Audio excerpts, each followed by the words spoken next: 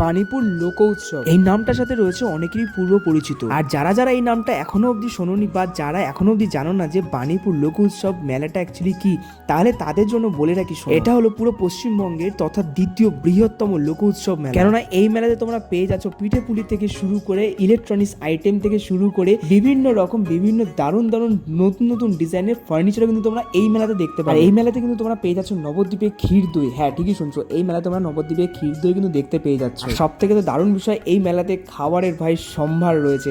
আর এখানকার মেলার সব থেকে বড় আকর্ষণ কিন্তু এই অ্যাস্থেটিক টাইপের পেন্টিং। আর চাইলে কিন্তু তোমরা এরকম অসাধারণ অসাধারণ পেন্টিংগুলো কিন্তু পারচেস করতে পারো। এই মেলাতে আসে তোমরা দেখতে পাবে কেউ কিন্তু বিক্রি করছে এরকম পাপড়, আবার কিন্তু কেউ বিক্রি করছে জিভে জল আনা চিকেন কষা, আলুর দম, ফ্রাইড রাইস, পোলাও, সাথে কিন্তু থাকছে আবার গরম গরম কিন্তু মোমো। আর এই মেলার সব থেকে বেশি যেটা আমার কাছে ভালো লাগলো সেটা হলো এদের ব্যবহার।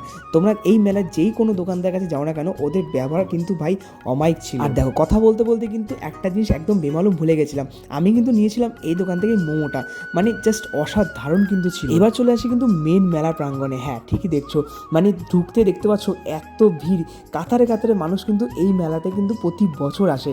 আর সবাই কিন্তু এই মেলাটা অপেক্ষা কিন্তু সারাটা বছর পথ চেয়ে থাকে।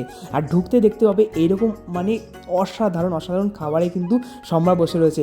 একটা দোকানে কিন্তু আমি দেখলাম সবথেকে ইউনিক লাগলো, যেটা কিন্তু ছিল মাছের পুরো আইটেম। এইবার মেলা প্রাঙ্গণে কিন্তু সব থেকে বেশি হিট করেছিল এই জিনিসটা, ভাই নামটা জাস্ট ভুলে গেছিলাম, তোমরা ভিডিও ক্লিপটা দেখে নাও, তাহলে আশা করো কিছুটা বুঝে যাবে। সব থেকে দারুণ লাগে মেলাতে ভাই এই আচারের দোকানগুলো, ভাই নানান ধরনের আচার কিন্তু নিয়ে বসে এই মেলা প্রাঙ্গণে, জাস্ট অসাম লাগে। এই মেলাতে আরও একটা খাবার দোকান চোখে পড়লো, এই ধোসা ইডলির দোকানটা, মানে আর কি চাই।